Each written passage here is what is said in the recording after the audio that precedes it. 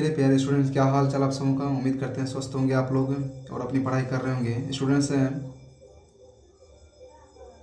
फिर हम लोग ऑनलाइन आ चुके हैं, जिसमें इनऑर्गेनिक केमिस्ट्री के पी ब्लॉक हैं। फर्स्ट इनऑर्गेनिक केमिस्ट्री के पी ब्लॉक करने वाले हैं हम लोग। स्टूडेंट्स हैं, आप लोग का जो है एक चैप्टर पीछे हैं जो कि चल रहा था तत्वों के निष्कर्षण एवं शोधन। तो अभी हम लोग का पी ब्लॉक चल रहा है, इसलिए मैं चाह रहा हूँ कि पी ब्लॉक भी आप लोग का साथ साथ जो है ना चलते रहे, इसलिए करके वो भी आप लोग को मिलेगा। तो फिलहाल अभी हम लोग पी ब्लॉक कर रहे हैं। तो स्टूडेंट्स, आप लोग जो है ना इसे निश्चित रूप से ध्यानपूर्वक देखें और समझें, ताकि मैं ये चाह रहा हूँ कि आप लोगों की ऑफलाइन तो चल ही रहा है, तो साथ ही साथ ऑनलाइन भी आप लोगों का चले। तो स्टूडेंट्स, पी ब्लॉक जैसा कि मैं जानता हूँ कि इनऑर्गेनिक केमिस्ट्री का ये सेकंड चैप्टर है पी ब्लॉक है। आप जानते होंगे कि पी ब्लॉक जो हैं वे एलिमेंट जिनका अंतिम इलेक्ट्रॉन क्या होते हैं, पी सब सेल में होते हैं। कहाँ पे? पी सब सेल। पी सब सेल में होना चाहिए। इस हिसाब से टोटल क्या कहा जाता है, पी ब्लॉक एलिमेंट। और इसमें कितने इलेक्ट्रॉन होते हैं पी में? आपको आप जानते होंगे कि पी में कितने इलेक्ट्रॉन होते हैं? 6 इलेक्ट्रॉन। इसलिए कि इसमें ग्रुप नंबर कितने एलिमेंट आते हैं? ग्रुप 6 के एलिमेंट आते हैं, यानी 6 ग्रुप के एलिमेंट आते हैं। कौन कौन सा? 13 से लेकर के कहाँ तक है? 18 तक के एलिमेंट आते हैं। तो उसी को हम लोग देखने वाले हैं। तो बेसिकली तो 18 तक तो आते हैं। अब 12th में पढ़ने कितने हम लोग को? तो 12th में इसमें पढ़ने हम लोग को 14 से लेकर के कहाँ तक, 15 से लेकर के कहाँ तक पढ़ने हम लोग को? 18 तक पढ़ने, यानी 4 ग्रुप पढ़ने। कितने ग्रुप पढ़ने हम लोग को? 4 ग्रुप। तो उसी के बारे में स्टडी करेंगे स्टूडेंट्स से। तो स्टार्ट करते हैं वीडियो को। अगर हमारे चैनल पर नए हैं आप, तो चैनल को सब्सक्राइब कर दें और बेल आइकन दबाकर हमारे चैनल को सब्सक्राइब कर लें। और यदि वीडियो को लाइक नहीं किए हैं तो लाइक अवश्य करें। स्टूडेंट्स, मैं आप लोगों से एक बात अवश्य कहूँगा कि मैं आप लोगों के लिए इतना जो है, मैं आप लोगों के लिए ऑफलाइन क्लास के साथ साथ ऑनलाइन भी देने का प्रयास करता हूँ, जिसमें मेहनत काफ़ी है। इसलिए करके स्टूडेंट्स, आप वीडियो को लाइक और कमेंट नहीं करते हैं, जिससे क्या होता है, मोटिवेशन नहीं मिल पाता है। इसलिए करके आप लोग बस लाइक और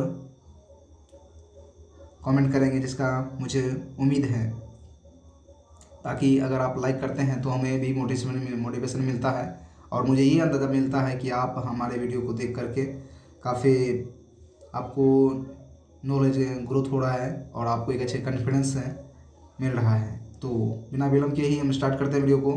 तो इस प्रकार से आप लोग जो हैं लास्ट में वीडियो को देख करके और कमेंट अवश्य करें। कमेंट आप करते नहीं हैं तो मुझे लगता है कि आप लोग वीडियो को सही से देखते नहीं हैं और आप लोग के लिए हेल्पफुल साबित हो रहा है कि नहीं हो रहा है, ये चीज़ हमें एहसास नहीं हो पाता है। तो उम्मीद करते हैं आप लोग इस वीडियो में आप लोग अगर आगे से देखेंगे तो हमारे चैनल पर सब्सक्राइब करेंगे और साथ ही साथ लाइक कमेंट और शेयर करेंगे। स्टूडेंट्स, पी ब्लॉक के अंतर्गत वर्ग के कितने एलिमेंट आते हैं? 13 से लेकर 18 तक आते हैं एलिमेंट। कितने आते हैं एलिमेंट? 13 से लेकर के 18 तक के एलिमेंट इसमें अंतर आते हैं। जैसा कि आप देख पा रहे होंगे कि इसमें 13 से लेकर के 18 रखे गए हैं। पी ब्लॉक में हीलियम को छोड़ करके सबका क्या होता है?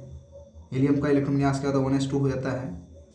लेकिन बाकी सभी इसके जो है संयुक्त इलेक्ट्रॉन में वाह्य इलेक्ट्रॉन विन्यास क्या होते हैं? इसका जो वाह्य इलेक्ट्रॉन विन्यास होता है NH2 क्या होता है? NH2NP126 होता है। NH2NP126 होता है।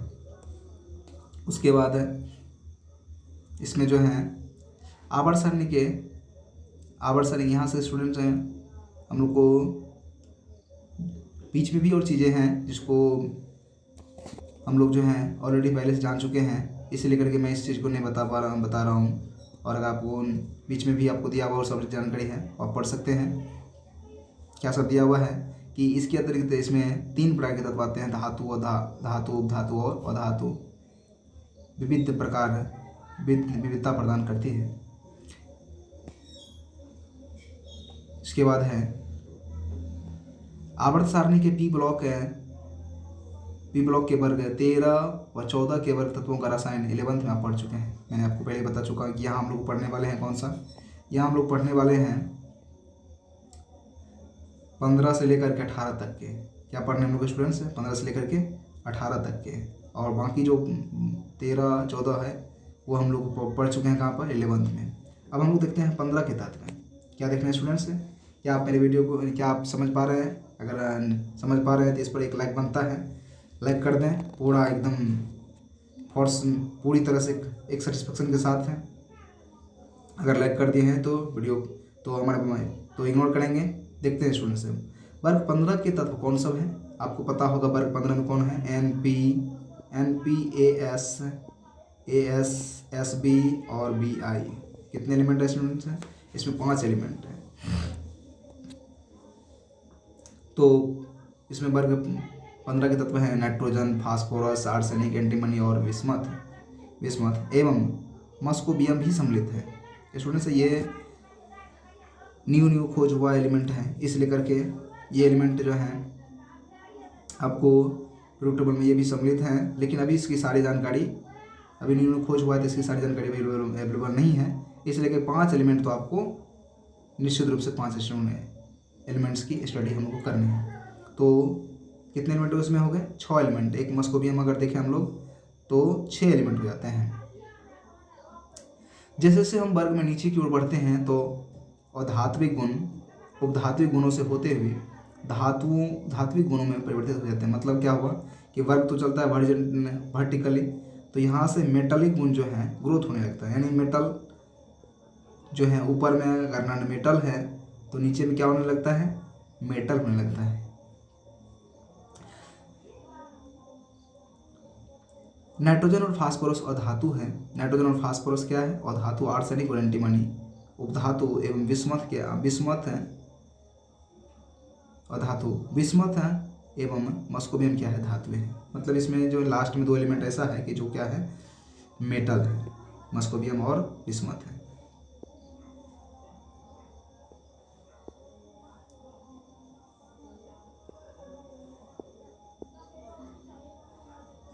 उसके बाद है स्टूडेंट से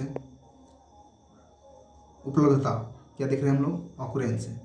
वायुमंडल में आणविक नाइट्रोजन का आयतन कितना % है? आणविक यानी अणु में नाइट्रोजन अणु कितने % होते हैं? 78%। यानी 100 में से 78% जो है नाइट्रोजन ही हो जाता है। और इस ग्रुप में सबसे पहले टॉप में कौन है? नाइट्रोजन। इसलिए इस फैमिली को हम लोग इस ग्रुप के एलिमेंट को यानी ग्रुप 15 के एलिमेंट को हम नाइट्रोजन फैमिली के भी नाम से जानते हैं। कहता है भूप्रपट्टी में खनिजों में सोडियम नाइट्रेट है, इसको साल्ट पीटर क्या कहते हैं? साल्ट पीटर या चीनी सोडा भी कहा जाता है। क्या कहा जाता है इसको? चीनी सोडा भी कहा जाता है।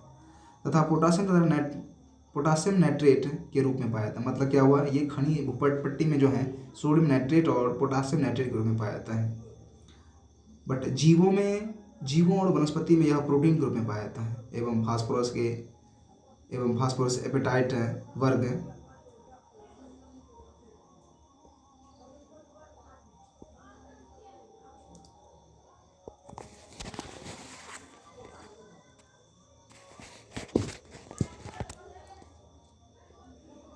एपेटाइट है, कैल्शियम फॉस्फेट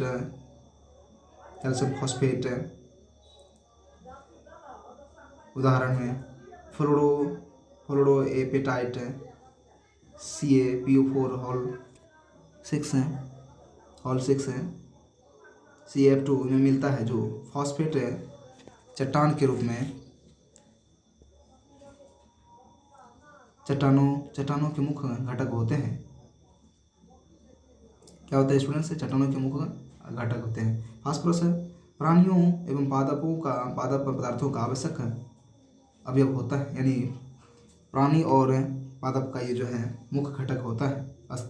यह अस्थियों तथा अन्य जीवित कोशिकाओं में उपस्थित होता है। फास्फोरस दूध तथा अंडों में उपस्थित होता है।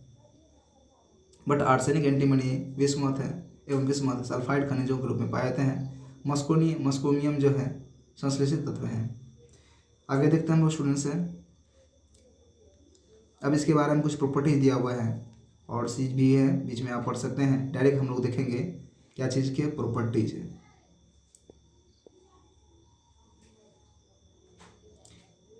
प्रॉपर्टीज देखेंगे हम लोग स्टूडेंट्स हैं। इसमें प्रॉपर्टीज में आपको क्या सब दिया हुआ है? सबसे पहले नाइट्रोजन दिया हुआ है, फास्फोरस है, आर्सेनिक है, एंटीमनी, बिस्मथ है। क्या इसका नाम है इसका स्टूडेंट है?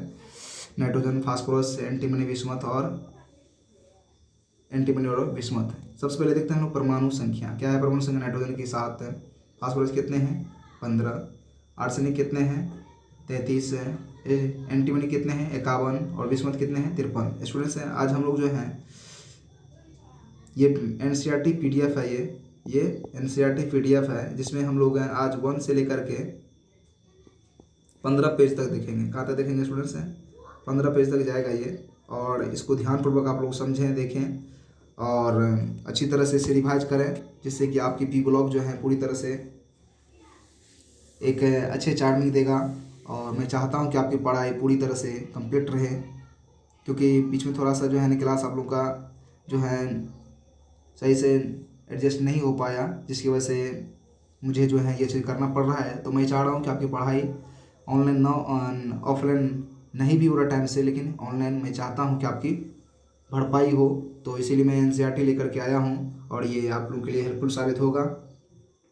तो अच्छे से आप लोग इसे रिवाइज करें, देखते रहें और फिर आप लोग अपनी प्रैक्टिस भी करें।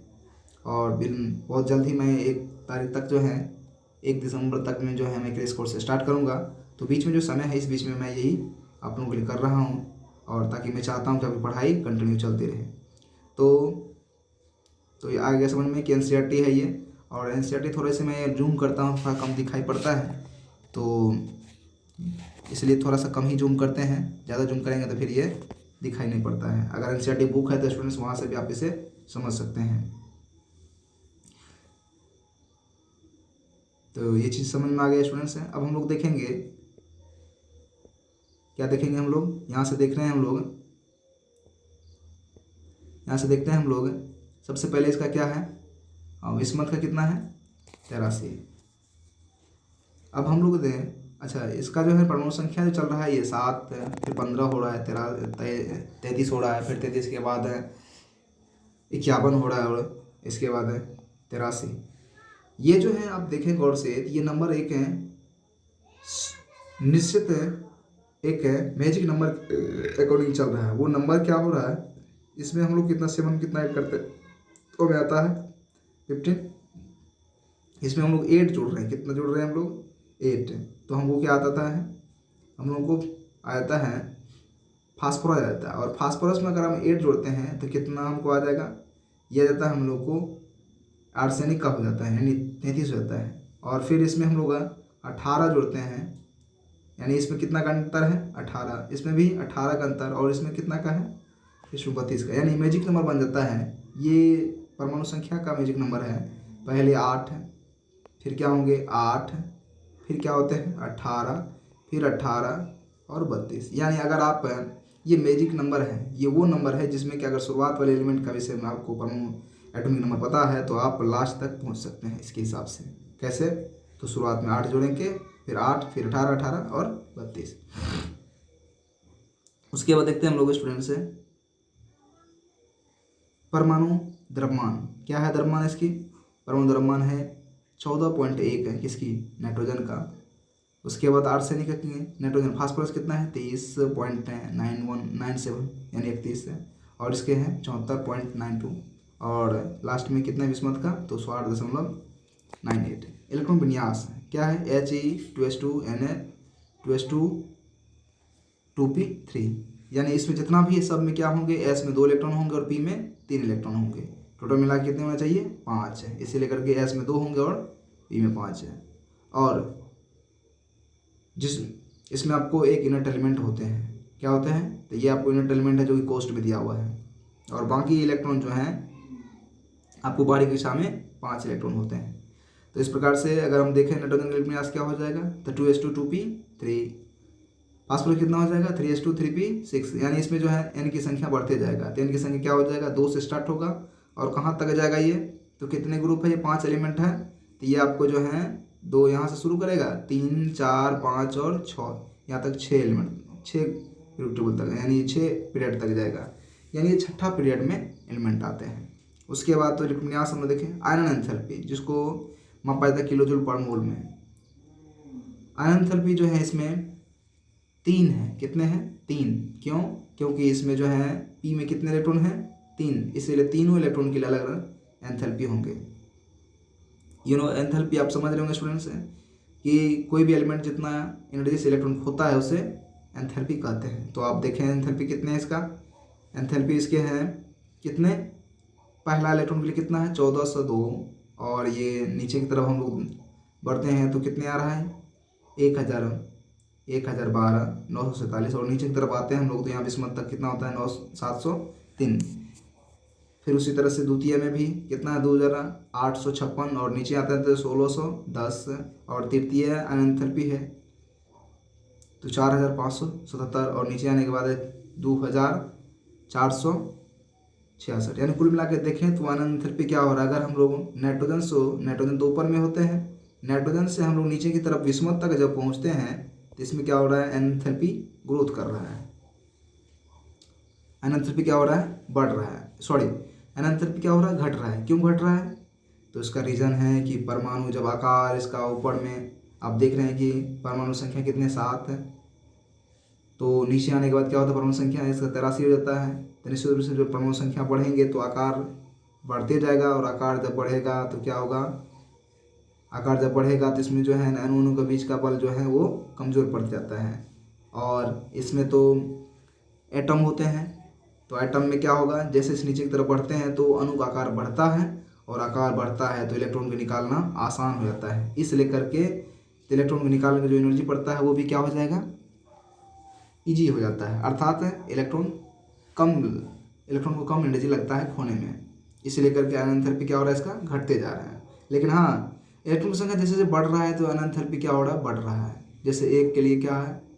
1402 है। फिर दूसरे के लिए क्या है? 2856। यानी तृतीय आते आते जो है 4577 हो जाता है। इस तरह से अंदाजा लगा सकते हैं कि एक ही एलिमेंट अगर 3 इलेक्ट्रॉन खोना है तो स्टूडेंट्स तो क्या होगा? फर्स्ट इलेक्ट्रॉन की तुलना में इलेक्ट्रॉन की संख्या जैसे जैसे बढ़ेगा उसकी अपेक्षा एंथैल्पी क्या होगा? ग्रोथ होते जाएगा। ये एंथैल्पी हुआ। अब देखते हैं ऋणात्मकता। क्या है ऋणात्मकता? सबसे पहले स्टूडेंट्स ऋणात्मकता देखें हम लोग। तो ऋणात्मकता क्या हो रही है? 3 से लेकर कहाँ तक जा रहा है? 1.9 तक। ये भी क्या हो रहा है? घटते जा रहा है। ये भी घटते जा रहा है। और आप पता है कि ये घट रहा है। और ऊपर में हम लोग क्या देखे थे? आकार। अगर आकार की रिस्पेक्ट देखें तो आकार बढ़ेगा तो ऋणात्मकता क्या हो रही है? घट रही है। स्टूडेंट्स है जिस तरह से एंथैल्पी क्या हो रहा था? घट रहा था, उसी तरह से ये भी क्या हो रहा है? घट रहा है। तो यहाँ से हम लोग लॉजिक जोड़ सकते हैं परमाणु आकार से। अगर जोड़ेंगे तो क्या? परमाणु आकार बढ़ रहा है तो ऋणात्मकता क्या हो रहा है? घट रहा है। मतलब 3 था पहले और हो कितना गया? 1.9। इस प्रकार से ऋणात्मकता भी घट रही है। स्टूडेंट्स अब जानते हैं ऋणात्मकता होता क्या है। ऋणात्मकता कोई भी एलिमेंट अपने तरफ इलेक्ट्रॉन को जिस एनर्जी से खींचता है वो क्या कहलाता है? वो कहलाता है इलेक्ट्रॉन को जिस एनर्जी से खींचता है वो कहलाता है क्या चीज़? ऋणात्मकता। क्या कहलाता है वो? ऋणात्मकता। तो इसमें किसका ऋणात्मकता सबसे ज़्यादा है? नाइट्रोजन का। क्यों ज़्यादा है? क्योंकि आकार नाइट्रोजन का कितना है? कम है। आकार कम है, लेकिन विस्मत का आकार बड़ा है, तो इसीलिए एंथैल्पी ऋणात्मकता क्या हो गई? 1.9 यानी कम है। नेक्स्ट आगे सहसंयुग त्रिज्या। क्या देखें हम लोग स्टूडेंट्स? सहसंयुग त्रिज्या। तो सहसंयुग त्रिज्या में क्या है? सहसंयुग त्रिज्या कितने होते हैं इसके होते नाइट्रोजन का 70। उसके बाद स्टूडेंट्स हैं नाइट्रोजन का 70 होता है। उसके बाद फास्फोरस कितने थे? 110। और एंटीमनी आर्सेनिक कितने होते हैं? 151। एंटीमनी 141। और विस्मत का 148। ये भी क्या हो रहा है? आकार बढ़ रहा है। तो अब ये देखें स्टूडेंट्स, आकार बढ़ रहा है तो ये क्या हो रहा है? नीचे की तरफ आ रहे हैं तो हम लोग ये ग्रोथ कर रहा है, यानी सहसंयुग त्रिज्या बढ़ रहा है। निश्चित रूप से नीचे आएंगे तो आकार बढ़ेगा तो त्रिज्या ऑलरेडी बढ़ेगा। उसी के सापेक्ष है आयनिक त्रिज्या, यानी इसको आयनिक रेडियस कहते हैं। आयनिक त्रिज्या क्या हो रहा है? ये 171 से क्या हो रहा है? 222। फिर 212, 76 और फिर यहाँ आकर घट गया। तो यहाँ जो है स्टूडेंट्स, यहाँ तक आते आते क्या हो रहा है, यहाँ बढ़ रहा है, फिर यहाँ क्या हो गया, यहाँ भी घट रहा है, और यहाँ 76 हो गया, यानी यहाँ कम हो गया, और फिर स्टूडेंट्स यहाँ जो है 103 हो गया, यानी कुछ आर्सेनिक तक बढ़ा और एंटीमनी आकर घट गया, फिर विस्मत पे आके बढ़ गया। तो ये जो है आयनिक त्रिज्या क्या हो रहा है, इसका बढ़ रहा है और फिर आकर के नीचे आते थे क्या हो, घट गया। तो इस तरह से ऐसा देखा जाता है कि इसमें जो है कि यहाँ आकर के बढ़ा और यहाँ आकर के घट क्यों गया, इसका मेन रीज़न है वो हम लोग देखें स्टूडेंट्स। कहाँ देखें हम लोग, उस चीज़ को देखते हैं हम लोग इसकी इलेक्ट्रॉनिक कन्फिगरेशन पर। क्या देखें हम लोग स्टूडेंट्स, इलेक्ट्रॉनिक कन्फिगरेशन। क्या इलेक्ट्रॉनिक कन्फिगरेशन स्टूडेंट्स, अगर गौर से देखें तो इसमें जो है आपको ये चीज़ का अंदाज़ा लग जाएगा यहाँ से। यस, मैं क्या बताने जाना हूँ, डू यू अंडरस्टैंड, क्या आप समझ रहे हैं? बिल्कुल ध्यानपूर्वक समझते जाएं। देखें स्टूडेंट्स, इसका क्या घट क्यों रहा है, क्योंकि इसका देखिए इसमें जो है इलेक्ट्रॉन क्या है, इसमें देखिए डी ब्लॉक एलिमेंट है। क्या ये डी में जो इलेक्ट्रॉन भरता है, इससे लेकर क्या होता है, ये जो है नाभिक की तरफ खींच जाता है, यानी डी कक्षा जैसे भरता है तो बाहर कक्षा नाभिक की तरफ खींच जाता है। इसीलिए इसमें क्या हो रहा है, इसमें जो है ये नाभिक की तरफ खींच गया और इसलिए त्रिज्या इसका क्या हो गया, कम हो गया, यानी इसकी आयनिक त्रिज्या क्या हो गई, कम हो गई।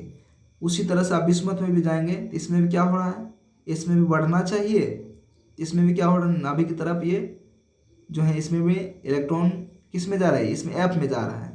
तो इस तरह से ये क्या हो रहा है, ये संकुचन हो रहा है। तो इसमें डी और एफ की वजह से क्या हो रहा है, इसकी आयनिक त्रिज्या घट रही है, यानी नाभिक की तरफ जो है वायु कक्षा खींचा जा रहा है। इसलिए करके इसका और इसका क्या होगा, रेडियस यहाँ नीचे आने की जब बढ़ना चाहिए लेकिन यहाँ आकर के घट गया। तो इसका रीजन क्या हुआ कि डी में इलेक्ट्रॉन प्रविष्ट किया इसीलिए, और डी में क्या होता है, जब बाहरी कक्षा की तुलना में डी वाला कक्षा बढ़ता है तो बाहर कक्षा अचानक पूरी तरह से सब खींच करके नाभिक की तरफ चले जाता है, जिसको हम लोग संकुचन कहते हैं। क्या कहते हैं हम लोग, संकुचन कहते हैं। ये संकुचन किस में होता है, ये संकुचन हमको देखने मिलता है किसमें, डी ब्लॉक में। किसमें, जब डी ब्लॉक भरता है तो ऐसा देखने मिलता है। नेक्स्ट स्टूडेंट देखते हैं हम लोग, टाइम थोड़ा स्पीड हम लोग करना पड़ेगा स्टूडेंट्स। नेक्स्ट देखते हैं हम लोग गलनांक। गलनांक देखेंगे स्टूडेंट्स, क्या है गलनांक, 63 है से कितना हो रहा है, 544 केल्विन। ये भी क्या हो रहा है, आकार बढ़ रहा है, तो गलनांक भी क्या हो रहा है, ये गलनांक भी इसके सापेक्ष में बढ़ते जा रहा है, गलनांक भी बढ़ते जा रहा है। क्वथनांक भी कितना है, 77 से लेकर के 554, 888, और ये भी क्या हो रहा है, बढ़ रहा है। मतलब क्या हो रहा है, नीचे की तरफ जैसे आ रहे हैं तो इसकी जो है अस्थायित्व बढ़ती जा रही है, जिसकी वजह से क्या हो रहा है, इस क्वथनांक और गलनांक अधिक है। देखते हैं घनत्व क्या हो रहा है, घनत्व बढ़ रहा है। घनत्व क्या हो रहा है, बढ़ रहा है, यानी सबसे ज़्यादा घनत्व किसकी है, विस्मत की। यानी विस्मत जो है ये जो इकाई घन सेंटीमीटर होंगे, ज़्यादा इसकी क्वांटिटी उसमें अवेलेबल होंगे, इसलिए इसका घनत्व ज़्यादा है। स्टूडेंट्स अब हम लोग देखते हैं नीचे, यहाँ तक हम लोग देख चुके हैं। अब स्टूडेंट देखते हैं हम लोग, hello guys, you are do you understand, क्या आप समझ रहे हैं? एकदम ध्यानपूर्वक देखते हैं स्टूडेंट्स हैं। देखते हैं अब हम लोग इलेक्ट्रॉनिक विन्यास, जो कि अभी तक देख चुके हैं। इन तत्वों की संयुक्ता में वायु कक्षा में कितने इलेक्ट्रॉन होते हैं, NH2 NP3 होता है, जिसमें S कक्षा क्या होता है, पूरी तरह से बड़ा होता है, और P क्या होता है, अर्धभरित होते हैं। परमाणु त्रिज्या व आयनिक त्रिज्या, क्या है परमाणु त्रिज्या और आयनिक त्रिज्या में स्टूडेंट्स आप देखें, परमाणु या आयनिक त्रिज्या क्या है, परमाणु त्रिज्या वर्ग में नीचे आने पर आयनिक त्रिज्या क्या हो रही है, वृद्धि हो रही है। N और P फास्फोरस है में विचारणीय वृद्धि देखने को मिलता है। आर्सेनिक और विस्मत में क्या होता है, वृद्धि कम हो जाती है। यह भारी सदस्यों में पूर्ण भरे डी और एफ कक्षकों की उपस्थिति कारण, तो मैंने पहले बताया आपको कि यहाँ पे जो है एंटीमनी और विस्मत में जो है ना, ये क्या होता है देखने को, इसमें जो है ह्रास देखने को मिलता है। तो ये क्यों ह्रास देखने को मिलता है, क्योंकि ये एलिमेंट क्या होता है, भारी होते हैं, और इसमें जो है ना जब डी कक्षा बढ़ता है और एफ तो नाभिक की तरफ खींच जाता है, जिससे हम लोग कहते हैं संकुचन कहते हैं, या लेंथेनॉइड संकुचन कहते हैं। क्या बोलते हैं हम लोग, लेंथेनॉइड संकुचन कहते हैं हम लोग। इसी लेकर के इसमें क्या होता है, आयनिक त्रिज्या और आयनिक त्रिज्या या परमाणु त्रिज्या क्या होती है, घट जाती है। स्टूडेंट से नेक्स्ट देखते हैं हम लोग।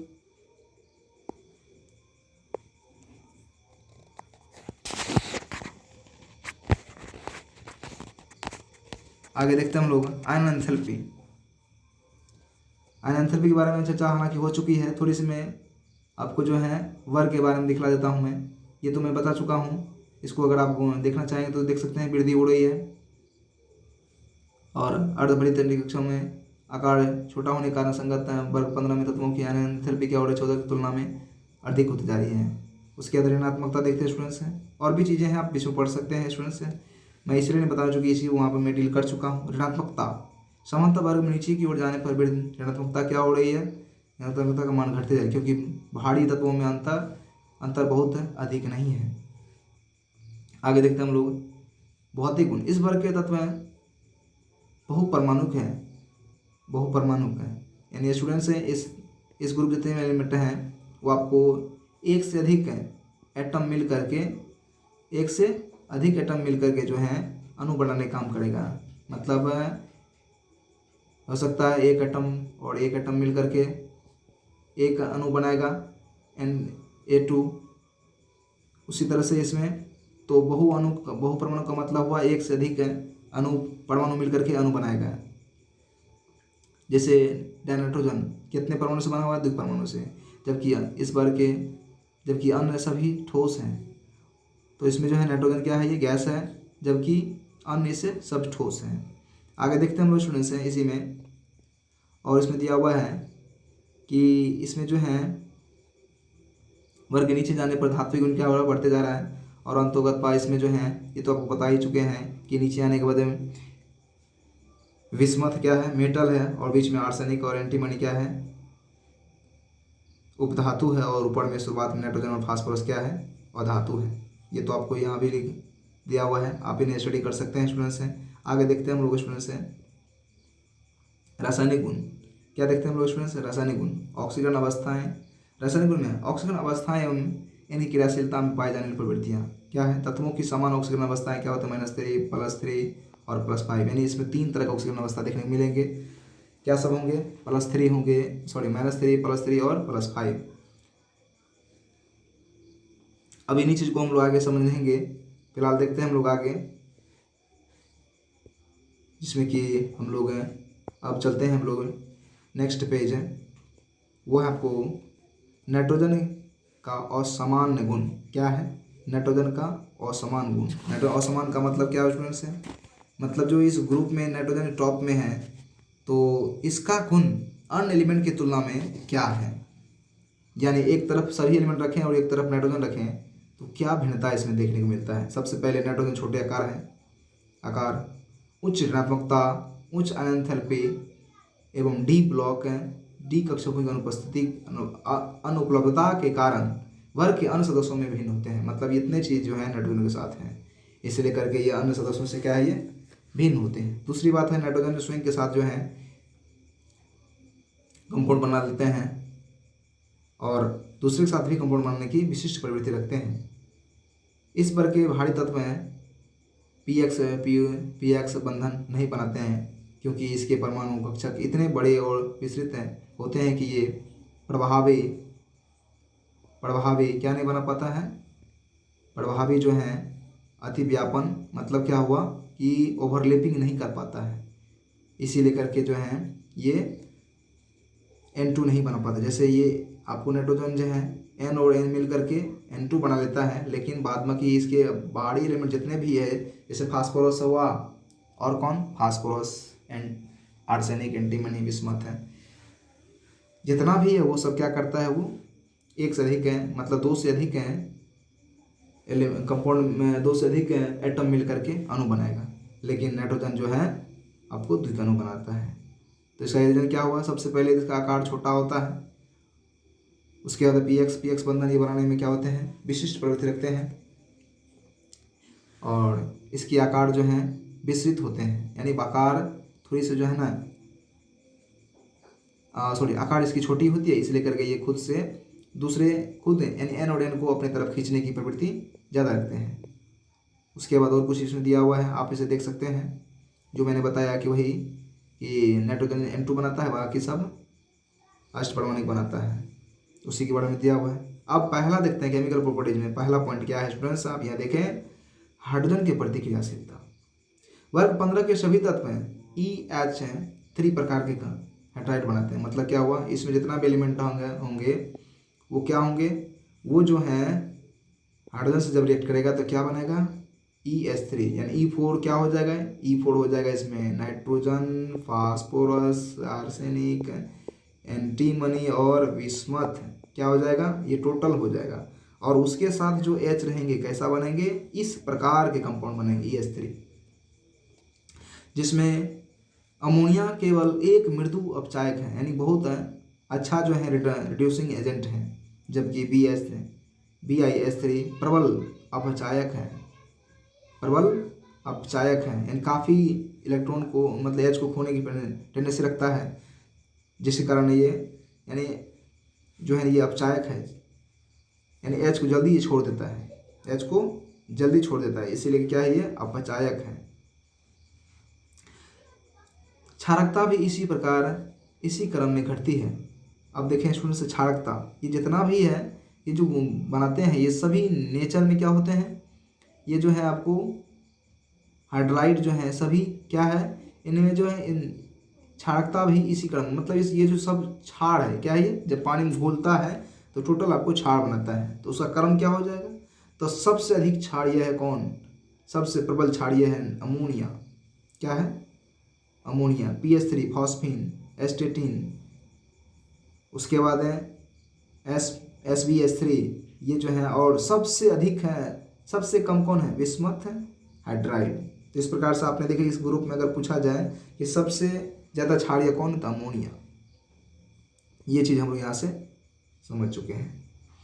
आगे देखते हैं हम लोग स्टूडेंट से, नाइट्रोजन की उच्च ऋणात्मकता के तथा छोटे आकार होने के कारण अमोनिया ठोस तथा द्रव अवस्था में हाइड्रोजन बॉन्ड बनाती है। मतलब ये ठोस और द्रव अवस्था में क्या बनता है, ये हाइड्रोजन बॉन्ड कौन बनाते हैं, ये अमोनिया। क्यों, तो छोटे आकार और उच्च ऋणात्मकता के कारण।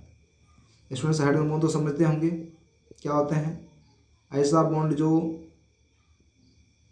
हाइड्रोजन के यौगिक में अपने से अधिक ऋणात्मकता वाले एलिमेंट से अगर कोवैलेंट बॉन्ड से जुड़ा हो तो वहाँ पे हाइड्रोजन बॉन्ड बनता है। और ये हाइड्रोजन बॉन्ड क्या होता है, ये तो उच्च ऋणात्मकता वाले कंपाउंड्स एटम से जुड़े होते हैं तो उसमें एक अतिरिक्त बॉन्ड बनता है जिसे डॉट डॉट लाइन से दिखलाया जाता है, यही है हाइड्रोजन बॉन्ड। ये जो डॉट डॉट लाइन से दिखलाते हैं, फिर एक क्या होगा, एक H2O फिर होगा, इसको हाइड्रोजन बॉन्ड कहते हैं। ये जो आप देख रहे हैं ये कौन सा बॉन्ड है, ये H बॉन्ड है। तो हाइड्रोजन बॉन्ड किसमें बनते हैं, जिसका ऋणात्मकता क्या होंगे, अधिक, आकार छोटे होंगे, वही बनाएंगे। अब देखते हैं हम लोग स्टूडेंट्स से इसमें वर्ग 15 के तत्वों के हाइड्राइड के गुण, क्या हाइड्राइड के गुण, गलनांक इसके कितने हैं 195.2, और विस्मथ का दिया हुआ नहीं है चूँकि ये जो है उतने जो है अधिक हाइड्राइड प्रबल हाइड्राइड में नहीं बनाते हैं। उसके बाद SbS3 कितना है 185। कुल मिला के देखें हम लोग यहाँ तक हैं तो इसमें जो है EHEH का एंगल कितने हैं, अमोनिया में होते हैं 107.8 है डिग्री, और उसके बाद यहाँ तक आते थे कितना हो रहा है, ये 91.3% है। स्टूडेंट से थोड़ा सा इस डेटा को समझ लें, और ये चूँकि पूछा नहीं जाता है इसलिए थोड़ा सा समझने की चीज़ है, ये इसको समझ लेंगे आप लोग, ठीक है। तो चलते हैं हम लोग आगे स्टूडेंट्स हैं। अब हम लोग चलेंगे पेज नंबर कितने, नेक्स्ट है, अब हम लोग चलते हैं 5 पर। कितना पर हम लोग स्टूडेंट्स हैं, अब तक टाइम जो है स्टूडेंट्स 34 मिनट हो चुका है। थोड़ा सा जो वीडियो मैं चाह रहा हूँ कि पूरी तरह से कंसेप्ट आप लोग क्लियर हो, और एक ही वीडियो में मैं चाहता हूँ कि कुछ ज़्यादा हद तक हम लोग देखें, जिससे क्या होगा हम लोग को समझने में आसानी होंगे। छोटे छोटे वीडियो रहता है तो स्टूडेंट्स इसमें क्या होता है बार बार आपको देखने पड़ते हैं, तो इसलिए मैं थोड़ा सा वीडियो में लंबा कर रहा हूँ, तो इसमें कोई आपत्ति नहीं होंगे स्टूडेंट हैं। अगर कोई आपत्ति नहीं है तो हमारे चैनल पर अगर नए हैं तो चैनल को सब्सक्राइब कर लें, और वीडियो को अभी तक लाइक नहीं किए हैं तो लाइक बटन अवश्य दबा दें। चलते हैं स्टूडेंट्स हैं, अगर कर दिए हैं लाइक और सब्सक्राइब तो इग्नोर करेंगे। देखते हैं हम लोग नेक्स्ट है। अभी तक हम लोग क्या देख रहे थे, हाइड्रोजन के प्रति क्रियाशीलता। अब देखते हैं ऑक्सीजन के प्रति क्रियाशीलता। कहता ये सभी तत्व 2 प्रकार के ऑक्साइड बनाते हैं, क्या सब, O3 एवं E2O5, यानी पेंटाक्साइड और ट्राइऑक्साइड बनाते हैं।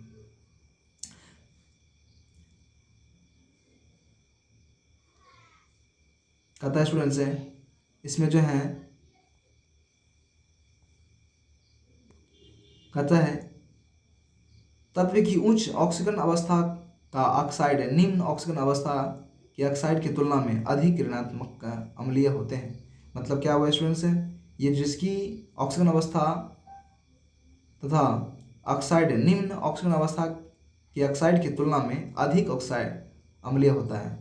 यहाँ पे स्टूडेंट समझे पॉइंट को क्या कर रहा है, ऑक्सीकरण अवस्था का ऑक्साइड यानी ऑक्सीजन अवस्था का ऑक्साइड यानी उच्च का जिसका ऑक्सीजन अवस्था क्या होगा अधिक होंगे एवं निम्न ऑक्सीजन अवस्था के ऑक्साइड की तुलना में क्या होंगे अम्लीय गुण अधिक होते हैं। यानी जिसकी ऑक्सीजन अवस्था अधिक है तो उसकी क्या होंगे अम्लीय गुण ज़्यादा होंगे।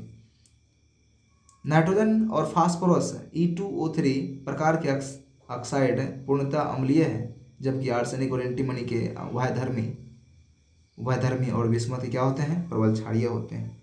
मतलब ये क्या हुआ कि जिसकी ऑक्सीजन अवस्था क्या होती है ज़्यादा होती है, जैसे E2O3 इसमें क्या हो जाएगा, इसका अगर ऑक्सीजन अवस्था निकालेंगे तो क्या करेंगे उसको कैसे निकालते हैं हम लोग, इसको X मानेंगे और इस कितने एटम है ये 2 एटम 2X और ये कितने हो जाएंगे, ऑक्सीजन को 2 माइनस होते हैं तो 3 है तो कितना हो जाएगा 6। यहाँ से X का वैल्यू निकालेंगे तो क्या हो जाएगा 2X और क्या हो जाएगा इधर 3 गुना 6 यहाँ 6 हो जाएगा इधर। स्टूडेंट्स हैं यहाँ पे क्या होगा मिस्टेक से 16 लिखा चलेगा 6 होगा, यहाँ पे कितना होगा यहाँ पर 6 माइनस 6 यहाँ पे क्या हो जाएगा 6 है। तो यहाँ से हम निकालेंगे तो क्या हो जाएगा X का वैल्यू कितना आ जाएगा 3, तो इसकी क्या हो गई 3, जबकि अगला का आर्सेनिक और एंटीमनी के जो हैं ये उभयधर्मी होते हैं, यानी ये दोनों प्रवृत्ति दिखाते हैं, अम्ल और क्षार दोनों का गुण दिखाते हैं। तो जिनकी ऑक्सीजन अवस्था क्या होगी ज़्यादा होगी वो क्या करेंगे उसकी क्षारीय गुण प्रबल होती हैं। चलते हैं नेक्स्ट स्टूडेंट्स हैं आगे। हेलोजन के प्रति क्रियाशीलता, किसके प्रति हेलोजन, यानी हेलोजन किसको बोलते हैं हम लोग स्टूडेंट्स हैं, हेलोजन हम बोलते हैं X और ग्रुप नंबर कितने में है ये ग्रुप नंबर 17 में है ये, कितना में ग्रुप नंबर 17 एलिमेंट को हेलोजन बोलते हैं। और इसमें क्या सब आते हैं, इसमें आते हैं आपको Cl Br I और AT एस्टेटिन और शुरू में शुरू में एक फ्लोरीन भी है। तो हेलोजन से रिएक्ट करके क्या बनाता है ये, इन तत्वों की ऑक्सीजन अभिक्रियाएं हेलाइड से की 2 श्रेणियां होती हैं, यानी ये जो हेलाइड बनाते हैं 2 तरह के हेलाइड ये भी बनाते हैं।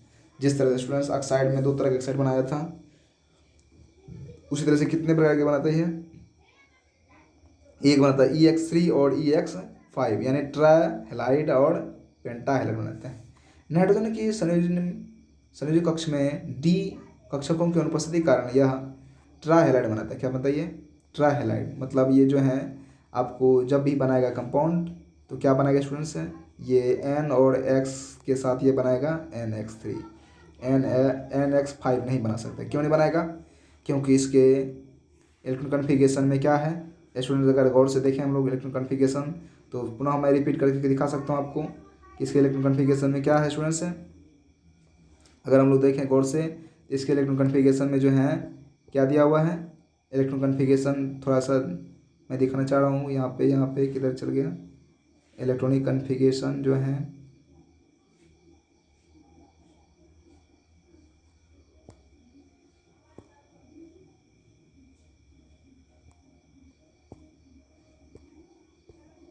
इलेक्ट्रॉनिक कन्फिगरेशन किस में पेज नंबर 2 पे देखें हम लोग स्टूडेंट्स हैं।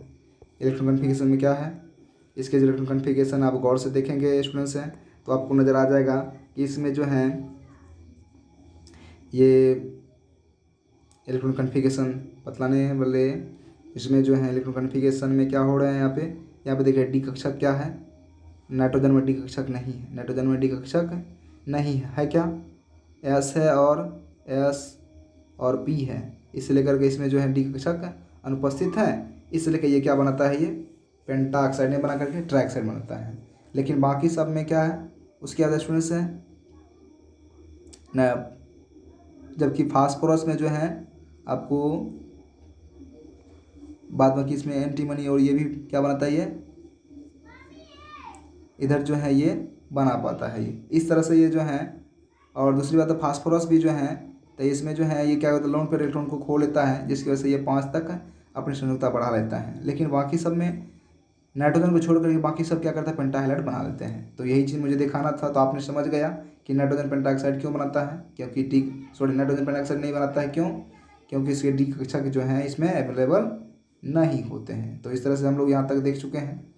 चलते हैं हम लोग जहाँ पर हम लोग थे, कहाँ पर थे हम लोग, तो जो है ये क्या बनाता है, ये EX3 एवं EX5 बनाती है और पेंटाहाइलाइड नहीं बना पाता है। स्टूडेंट्स नेक्स्ट देखते हैं हम लोग। थोड़ी सी वीडियो लंबा हो रही है इसलिए मैं थोड़े से बीच वाले पॉइंट्स को आप लोग स्टडी कर सकते हैं स्टूडेंट्स। मैं जो है ज़्यादातर मैं उन चीज़ को बता रहा हूँ जो चीज़ आप लोग के लिए पढ़ने की ज़रूरत है, और जो केमिकल प्रॉपर्टीज ज़्यादातर जो है आप उनको आपको बोर्ड एग्जाम में पूछे जाते हैं, और ख़ास करके इस पर रिलेटेड क्वेश्चन आपको रिपीट होंगे, इसलिए मैं उन्हीं चीज़ को बता रहा हूँ। बीच में आपको लोग स्टडी कर सकते हैं और भी चीज़ दिया हुआ इसके बारे में। चौथा पॉइंट देखते हैं हम, धातुओं के प्रति क्रियाशीलता। क्या स्टूडेंट्स, धातुओं के प्रति क्रियाशीलता, ये क्या करता है, धातुओं के साथ किस तरह क्रियाशील क्रिया करते हैं। धातुओं के साथ जो है यह सभी तत्व धातुओं के साथ अभिक्रिया करके द्विअंगीय यौगिक बनाते हैं। द्विअंगी का मतलब क्या हुआ, एक मेटल और एक नॉन मेटल उसके साथ होंगे, इसलिए द्विअंगी का मतलब है दो अंग, एक क्या होंगे धातु, दूसरा अधातु बनाते हैं, जिसमें क्या होंगे, यह -3 ऑक्सीजन अवस्था दर्शाते हैं, जैसे Ca3N2 Ca3N2। इसमें अगर हम नाइट्रोजन इसका निकालें तो इसकी ऑक्सीजन एसिड क्या हो जाएंगे, अगर हम लोग इसकी ऑक्सीजन एसिड देखें तो नाइट्रोजन कितने हो जाएंगे, नाइट्रोजन का अगर हम मान लें तो X हो जाएगा, और कैल्शियम कितने हो जाएंगे, इसका हो जाएगा आपको कितना है, एक ऑक्सीजन पे कितना आयन होते हैं, 2, तो क्या हो जाएगा 3 × 2, और ये क्या है नाइट्रोजन माइनस बनाता है ये, तो क्या हो जाएगा, ये हो जाएगा 6 - X बराबर कितने हो जाएंगे, और ये 2, और नाइट्रोजन कितने एटम है 2, इसमें 2 से गुना करेंगे तो यानी X बराबर कितना हो जाएगा, ये X बराबर क्या हो जाएगा, इधर आएगा तो ये सॉरी एक चीज़ यहाँ पे मिस्टेक हुई स्टूडेंट्स है, इसमें जो है जिनमें यह -3 ऑक्सीजन अवस्था दर्शाता है, यानी धातु जो है इसमें क्या दर्शाएगा, यहाँ पे प्लस हो जाएगा, और इस पर क्या हो जाएगा ये, तो ये इधर आएगा तो क्या हो जाएगा -6, और X पर निकालेंगे कितना हो जाएगा -3, मतलब क्या हो रहा है, ये जो है -3 ऑक्सीजन अवस्था दर्शाता है। कौन दिखलाता है ये, तो इसमें P ग्रुप के एलिमेंट है। तो इस प्रकार से आप देखें, अब सबका क्या है, जिंक एंटीमोनाइड, मैग्नीशियम बिस्मुथाइड, इस तरह से ये बनाता है। तो आपने धातुओं के साथ अभिक्रिया देख लिया। अब स्टूडेंट्स हम लोग देखते हैं इसमें जो है नेक्स्ट स्टूडेंट देखते हैं हम लोग 6 नंबर, क्या है 6 नंबर में, 6 नंबर में है, अब हम लोग को देखना है नाइट्रोजन के जो कंपाउंड बनते हैं अणु, नाइट्रोजन के अणु को देखने हैं। क्या देखना है स्टूडेंट्स, हम लोग को अणु देखने हैं। क्या है नाइट्रोजन का अणु, कहता है डाइनाइट्रोजन, जिसको हम N2 को बोलते हैं, इसमें कितने एटम हैं 2 एटम, इसीलिए इसको हम लोग डाई मीन्स क्या हो गया 2, तो N कितने हैं इसमें 2 N मिला तो जाकर एक अणु बना, इसीलिए इसको कहता है डाइनाइट्रोजन। कहता है डाइनाइट्रोजन का व्यापारिक उत्पादन वायु के द्रवीकरण तथा प्रभाजी आसवन से किया जाता है। पहले यह नाइट्रोजन आसवित होता है और एवं ऑक्सीजन शेष रह जाती है, मतलब क्या हुआ, पहले नाइट्रोजन उससे अलग हो जाता है और ऑक्सीजन उसमें क्या होते हैं उसी में शेष रह जाती है। तो ये क्या होता है, इससे हमको व्यापारिक पैमाने पर यानी बिजनेसियल प्रोसेस के तौर पर हमें प्राप्त होते हैं। तो बनाने का विधि क्या है, अमोनियम क्लोराइड, यानी प्रयोगशाला में बनाने के लिए अमोनियम क्लोराइड के जलीय विलयन को हम लोग क्या करते हैं, सोडियम नाइट्राइड के साथ अभिक्रिया कराते हैं, वहाँ से क्या बनता है नाइट्रोजन और जल प्लस NaCl बन जाता है। उसके बाद दूसरा है अमोनियम डाइक्रोमेट। क्या है स्टूडेंट्स, अमोनियम डाइक्रोमेट को जब हम ताप को गर्म करेंगे तो ये बनाएगा क्या चीज़, नाइट्रोजन प्लस हमें जल देगा और क्रोमियम। उसके बाद ये जो है आपको अपघटित हो जाएगा Cr2O3 क्रोमियम ऑक्साइड में। कहता अति शुद्ध अवस्था में नाइट्रोजन सोडियम या सोडियम एजाइड के तापीय अपघटन से प्राप्त होती है। तो बेरियम एजाइड से। तो बेरियम एजाइड का क्या हो गया, BaN2 BaN3 और 2 बेरियम में एजाइड हो गया, या सोडियम एजाइड से भी आपको शुद्ध अवस्था में प्राप्त क्या होते हैं हमें, नाइट्रोजन। अगर पूछा जाए शुद्ध अवस्था में कहाँ से प्राप्त होते हैं, तो हम लोग बेरियम नाइट्राइड या सोडियम या बेरियम एजाइड से हम लोग शुद्ध अवस्था में प्राप्त कर सकते हैं। अब यहाँ से नाइट्रोजन बनाने की प्रोसेस खत्म। अब है क्या चीज़ हम लोग को, देखिए स्टूडेंट्स क्या है, गुण। कहता है डाई नाइट्रोजन एक रंगहीन, गंधहीन, स्वादहीन एवं अविषैली गैस है। मतलब इसमें ये जो है रंग नहीं होते हैं, गंध भी नहीं होते हैं और स्वाद भी नहीं होते हैं, साथ ही साथ अविषैली गैस है। नाइट्रोजन परमाणु के 2 अस्थायी समस्थानिक N14 N15 है। यह जल में बहुत विलय है, यानी जल में घुल जाता है, तथा इसकी हिमांक एवं क्वथनांक भी बहुत कम होते हैं। आगे देखते हैं हम लोग स्टूडेंट्स, यहाँ पे अभिक्रिया है। नाइट्रोजन जब लिथियम से विक्रिया करता है ताप के द्वारा, तो क्या बनता है, ये लिथियम नाइट्राइड बनाता है। क्या बनता है ये, लिथियम नाइट्राइड। मैग्नीशियम से रिएक्ट जब करता है तो मैग्नीशियम नाइट्राइड बनाता है। यह उत्प्रेरक की उपस्थिति में 773 केल्विन ताप पर हाइड्रोजन के साथ संयोग करके क्या बनाता है, ये अमोनिया बनाता है। किसके साथ है, नाइट्रोजन हाइड्रोजन के साथ है, और उत्प्रेरक की उपस्थिति में कौन सा उत्प्रेरक लिया गया है, यहाँ पे मोलिब्डेनम उत्प्रेरक लिया जाता है, और ताप कितना रखा गया है, 773। तब वहाँ से हमें क्या होते हैं, हम लोग को ज़्यादा पैमाने पर क्या मिलता है, अमोनिया मिल जाता है। और ये जो मिलता है अमोनिया, इस प्रोसेस को हेबर विधि भी कहा जाता है। लिखा हुआ है स्टूडेंट्स, हेबर विधि। तो स्टूडेंट्स हेबर विधि से क्या प्राप्त होता है, अमोनिया प्राप्त होता है। अब यहाँ से हम लोग हेबर विधि तक देख चुके हैं। और एक बात है स्टूडेंट्स, यहाँ पर जो है एनर्जी भी इसमें क्या होता है, निकलता है। इसीलिए कहते हैं -46.1 किलो जूल पर मोल एनर्जी निकलता है यहाँ से। कहता है इसमें डाई नाइट्रोजन केवल अत्यधिक उच्च ताप पर डाई ऑक्सीजन के साथ संयोग कर नाइट्रिक ऑक्साइड बना देते हैं। मतलब क्या है, यह जो डाई नाइट्रोजन होता है केवल अत्यधिक उच्च ताप पर और डाई ऑक्सीजन यानी ऑक्सीजन से संयोग कर नाइट्रिक ऑक्साइड बनाते हैं, यानी NO बना देता है। मतलब ये ऑक्सीजन से जब अभिक्रिया करता है तो ये नाइट्रिक ऑक्साइड बना देता है।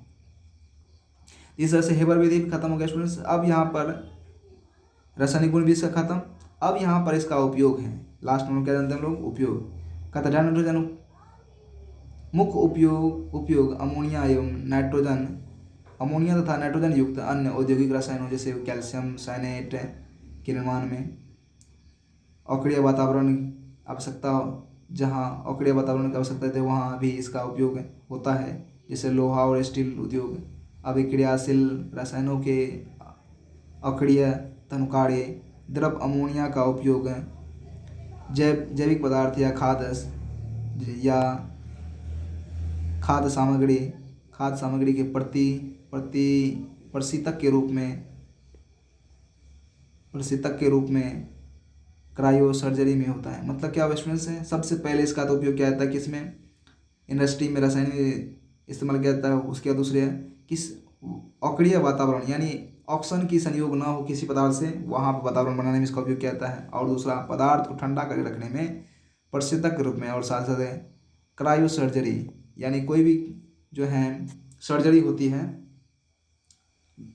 चीरफाड़, उसमें जो है वस्तुओं को जो रखा जाता है उसमें नाइट्रोजन की वातावरण बना के रखा जाता है।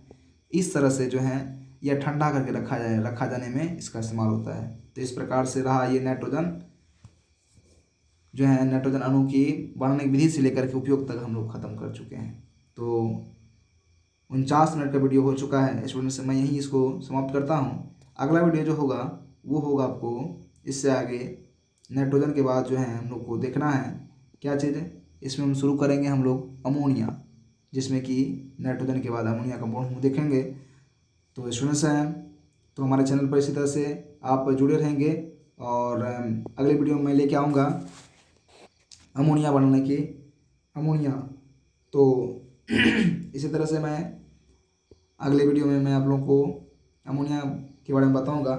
तो इन्हीं शब्दों के साथ ये मैं वीडियो को एंड करता हूँ। मिलते हैं अगली वीडियो में, तब तक के लिए हमारे चैनल को सब्सक्राइब कर लेना, और इसी तरह से मैं काम का वीडियो लाता रहूँगा। मैं हूँ SK यादव, और आप हमारे चैनल पर यहाँ केमिस्ट्री 11th और 12th की हम लोग यहाँ से करते हैं। तो स्टूडेंट्स हैं, मिलता हूँ अगले वीडियो में। तब तक के लिए आप हमारे चैनल को सब्सक्राइब कर लेना, ताकि कोई भी वीडियो अगर मैं डालूंगा तो सबसे पहले नोटिफिकेशन आप तक पहुँच सके। कैसा लगा, लाइक शेयर सब्सक्राइब करना ना भूलें।